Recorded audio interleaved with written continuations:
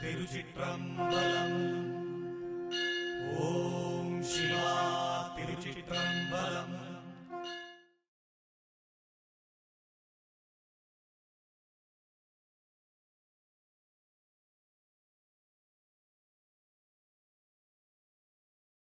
ತಿರುಚಿಟ್ರಂಬಲಂ ಗುರುದೇವ. ತಿರುಚಿಟ್ರಂಬಲಂ. ಗುರುವೇ ಶರಣ. ಗುರುಗಳೇ, ಪಾದುಕೆಯ ಮಹತ್ವ ಏನು ಗುರುಗಳೇ? ಪಾದುಕೆಯ ಮಹತ್ವ ಹೇಳಿದರೆ ಮುಗಿಲಿಕ್ಕಿಲ್ಲ, ಅಷ್ಟುಂಟು ಪಾದುಕೆಯ ಮಹತ್ವ. ಗೊತ್ತಾಗ್ತೇವೆ. ಪಾದುಕೆ ಅಂತ ಹೇಳಿದರೆ ಎಷ್ಟೇ ದೊಡ್ಡ ಪರಮಶ್ರೇಷ್ಠ ಜ್ಞಾನಿಯಾದರೂ ಕೊನೆಗೆ ಅವರೆಲ್ಲ ಪೂರ್ಣ ಅನುಗ್ರಹ ಸಿಗುವುದು ಆ ಪಾದುಕೆಯಲ್ಲಿ ಅಂತೇಳಿ. ಅವರು ಸಿಗುವುದಿಲ್ಲ.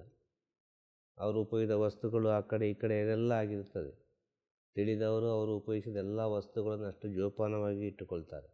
ಯಾವುದನ್ನು ಕೂಡ ಮಿಸ್ ಮಾಡೋದಿಲ್ಲ. ಅದರಲ್ಲಿ ಪರಮಶ್ರೇಷ್ಠವಾದ ವಿಷಯ ಯಾವುದು ಅಂತ ಹೇಳಿದರೆ ಪಾದುಕೆ. ಈ ಪಾದುಕೆ ಅಂತ ಹೇಳಿದರೆ ಆ ಗುರುಗಳು ಶಿವೈಕ್ಯ ಆದ ನಂತರವೂ ಆ ಮನೆಗೆ ಆ ಪಾದುಕೆ ಹತ್ರ ಬಂದು ಹೋಗ್ತಾರೆ. ಆ ಪಾದುಕೆಯ ಒಂದು ಪರಿಮಳಾದಿತ್ಯ ಉಂಟು. ಕಾರಣ ಏನು? ಆ ಪಾದುಕೆಯಲ್ಲೇ ಅವರು ನಡೆದದ್ದು. ಅವರ ಎಲ್ಲ ಅಂತ ಹೇಳೋದು ಅಚ್ಚು, ಫಿಂಗರ್ ಪ್ರಿಂಟ್ಸ್ ಎಲ್ಲ ಅದರಲ್ಲಿ ಭದ್ರವಾಗಿರ್ತದೆ. ಆಗ ಬಾಕಿ ವಿಚಾರದಲ್ಲಿ ಇಲ್ವಾ ಅಂತ ಕೇಳಿದರೆ ಎಲ್ಲ ವಿಚಾರದಲ್ಲಿ ಉಂಟು. ಈ ಪಾದುಕೆ ಎಂಬುದು ಅದು ಪ್ರಕೃತಿ. ಹೇಳೋದು ಅರ್ಥ ಆಯ್ತಾ? ಪಾದುಕೆ ಎಂಬುದು ಪ್ರಕೃತಿಗೆ ಸಂಬಂಧಪಟ್ಟದ್ದು. ಅದೊಂದು ಮರದಲ್ಲಿ ಮಾಡೋದು ಪಾದುಕೆ ಅಲ್ವಾ? ಬಾಕಿ ಎಲ್ಲ ವಿಚಾರಗಳು ಇನ್ನೊಂದೊಂದು ರೀತಿಯಲ್ಲಿ ಮಾಡ್ತಾರೆ. ಈಗ ಮಣ್ಣಿನ ವಿಚಾರಗಳಿದ್ದರೆ ಕೆಲವೆಲ್ಲ ಜೋಪಾನವಾಗಿ ಇಟ್ಟುಕೊಂಡ್ರೆ ಆಯಿತು. ಅದು ಯಾವಾಗ ಏನಾಗ್ತದೆ ಅಂತ ಹೇಳಲಿಕ್ಕೆ ಸಾಧ್ಯ ಅಲ್ಲ. ಈ ಪಾದುಕೆ ಹಾಗೆ ಅಲ್ಲ. ಎಷ್ಟು ವರ್ಷಗಳು ಕಳೆದರೂ ಅದನ್ನು ಜೋಪಾನವಾಗಿಟ್ಟರೆ ಅದು ಹಾಗೇ ಇರ್ತದೆ ಪಾದುಕೆ. ಆ ಪಾದುಕೆಗೆ ಎಲ್ಲ ಈ ಬೆಳ್ಳಿ ಮುಚ್ಚುತ್ತಾರೆ, ಚಿನ್ನ ಮುಚ್ಚುತ್ತಾರೆ, ಕೆಲವೆಲ್ಲ ವಿಷಯಗಳೆಲ್ಲ ಮಾಡ್ತಾರೆ ಪಾದುಕೆಗೆ. ಅದು ಅಷ್ಟು ಸರಿಯಲ್ಲ. ಪಾದುಕೆ ಗುರುಗಳು ಧರಿಸಿದ ಪಾದುಕೆ ಹೇಗಿತ್ತು ಹಾಗೇ ಇಡಬೇಕು. ಅಲ್ಲಿ ಪಾಸಿಟಿವ್ ಎನರ್ಜಿ ಎಂಬುದು ಭಾಳಷ್ಟು ಇರ್ತದೆ ಆ ಪಾದುಕೆಯಲ್ಲಿ. ಇದು ಪಾದುಕೆಯ ಮಹತ್ವ.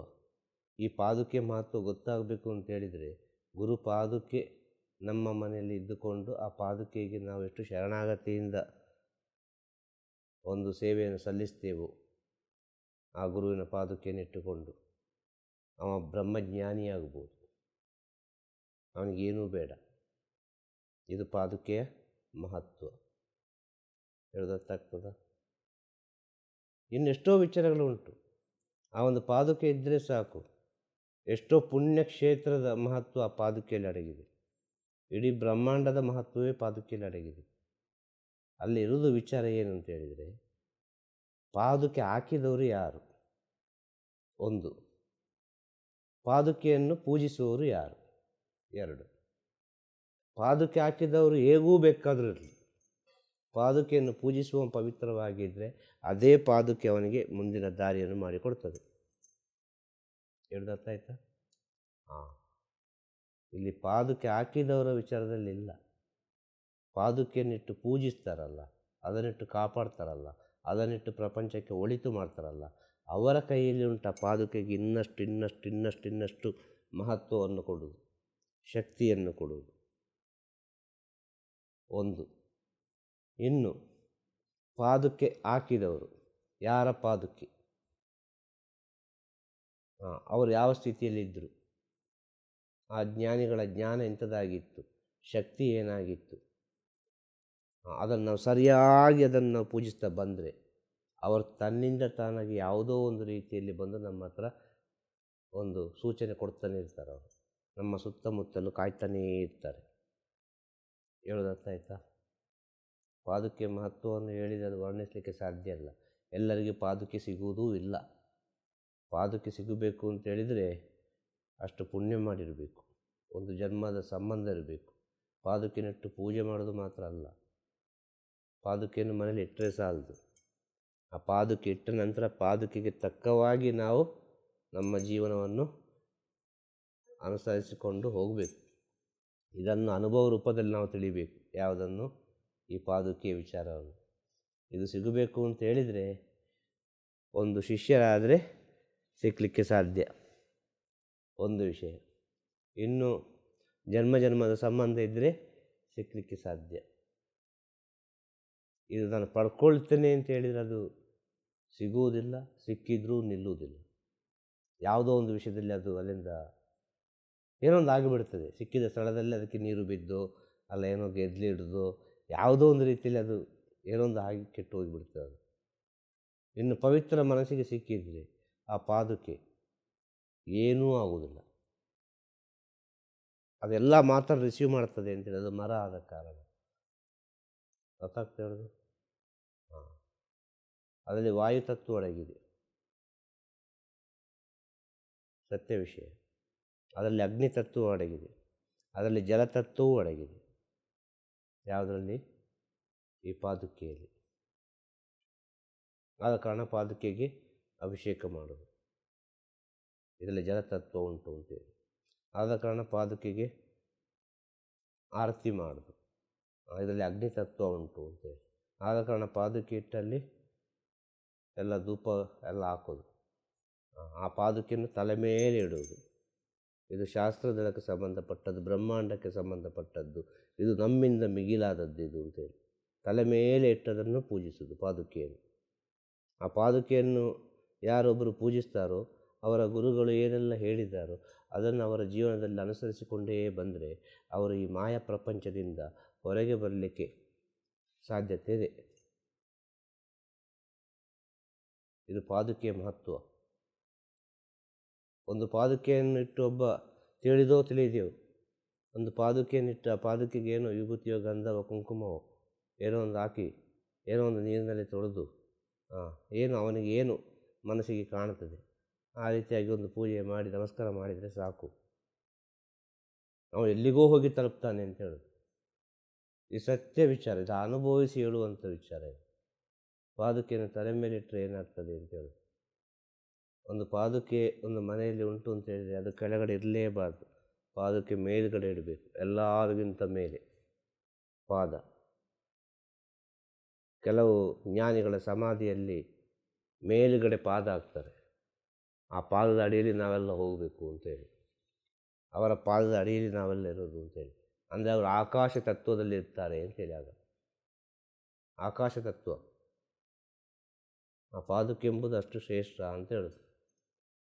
ಹೇಳ್ದತ್ತಾಯ್ತಾ? ಇನ್ನೂ ತಿಳಿಬೇಕು ಪಾದುಕೆ ಬಗ್ಗೆ ಅಂತ ಹೇಳಿದರೆ ಅದು ಅವರವರ ಶುದ್ಧ ಮನಸ್ಸಿಗೆ, ಅವರವರ ಅಂತರಾತ್ಮ ಜ್ಞಾನಕ್ಕೆ, ಅವರವರ ಅನುಭವದಿಂದ, ಜನ್ಮ ಜನ್ಮದ ಪುಣ್ಯದಿಂದ ಅವರವರೇ ತಿಳಿದುಕೊಳ್ಳಬೇಕು. ಏನೂ ಬೇಕಾದರೂ ಆಗ್ತದೆ ಅಂತ ಹೇಳಿದ್ದು ನಾನು. ಈ ಬ್ರಹ್ಮಾಂಡದ ಅಷ್ಟು ದೇವಸ್ಥಾನವನ್ನು, ಅಷ್ಟು ಪುಣ್ಯಕ್ಷೇತ್ರವನ್ನು ಅದೇ ಪಾದುಕೆಯಲ್ಲಿ ನೋಡ್ಬೋದು. ಸಕಲ ದೇವಾನುದೇವತೆಗಳನ್ನು ಅದೇ ಪಾದುಕೆಯಲ್ಲಿ ನೋಡ್ಬೋದು.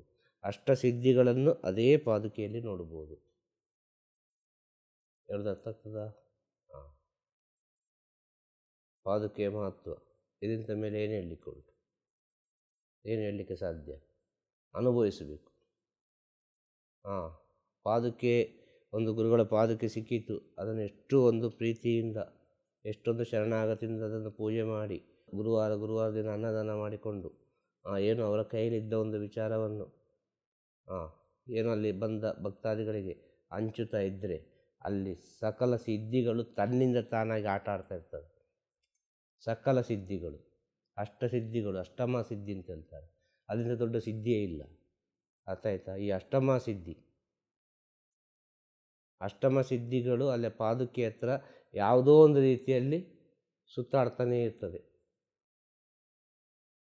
ಆ ಅಷ್ಟಮ ಸಿದ್ಧಿ ಏನು ಮಾಡ್ತದೆ? ಈ ಸಿದ್ಧಿಗಳು, ಈ ವಿಷಯಗಳೆಲ್ಲ, ಈ ಪವಿತ್ರ ಸ್ಥಿತಿಗಳೆಲ್ಲ ಏನು ಮಾಡ್ತದೆ ಅಂತಂದರೆ, ಯಾರೊಬ್ಬ ಪಾದುಕೆಯನ್ನು ಪೂಜೆ ಮಾಡ್ತಾನೋ ಅವನ ಒಳಗೆ ಬಂದು ಸೇರಿಕೊಂಡು ಅವನ ಮೂಲಕ ಏನೋ ಒಂದು ಮಾಡ್ತಾ ಇರ್ತದೆ. ಈ ಸತ್ಯ ವಿಚಾರಗಳು.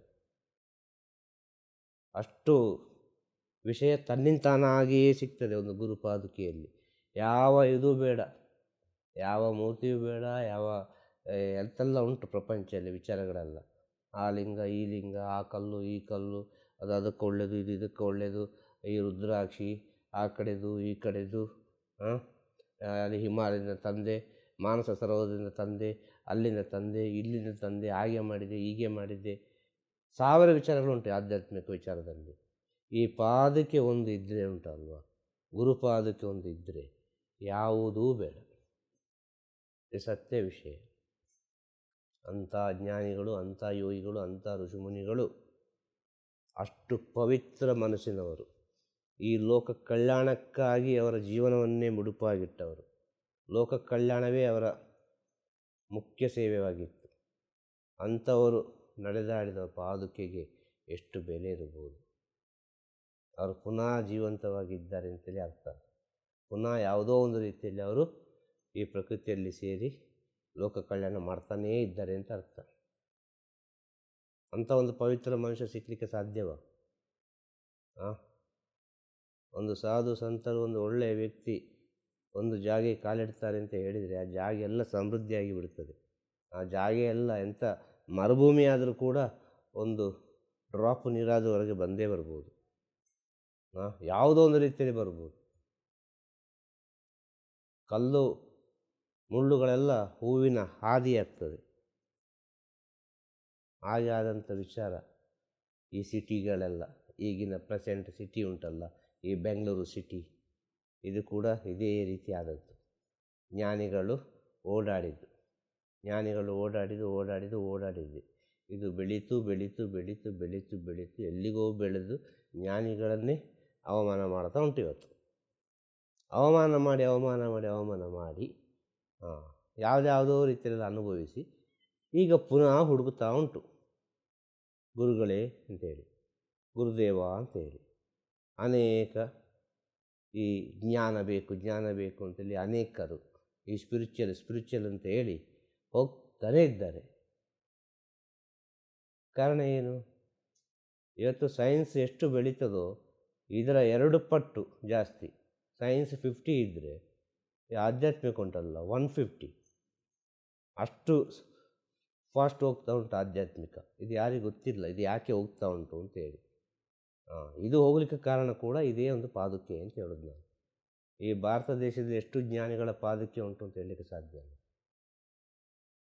ಇದು ಪಾದುಕೆಯ ಮಹತ್ವ, ಪಾದುಕೆಯ ರಹಸ್ಯ, ಅದು ಬೇರೆ. ಅರ್ಥ ಆಯ್ತಾ? ಅದು ಮುಂದೆ ಮಾತಾಡುವ. ಅರ್ಥ ಆಯ್ತಲ್ವಾ?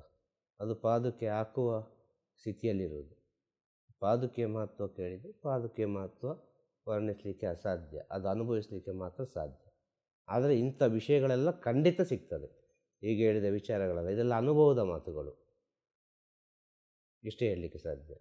ಆದರೆ ಇದನ್ನು ನೀವು ಅನುಭವಿಸಬೇಕು ಅಂತೇಳಿ ಈ ಮಾತನ್ನು ಕೇಳಿ ನಾವೊಂದು ಗುರುವಿನ ಪಾದಕ ತಂದು ಇಡ್ತೇವೆ, ಒಂದು ಪೂಜೆ ಮಾಡ್ತೇವೆ, ಆರತಿ ಮಾಡ್ತೇವೆ, ಅಭಿಷೇಕ ಮಾಡ್ತೇವೆ ಅಂದರೆ ಇದು ಆಗೋಗೋ ವಿಷಯ ಅಲ್ಲ.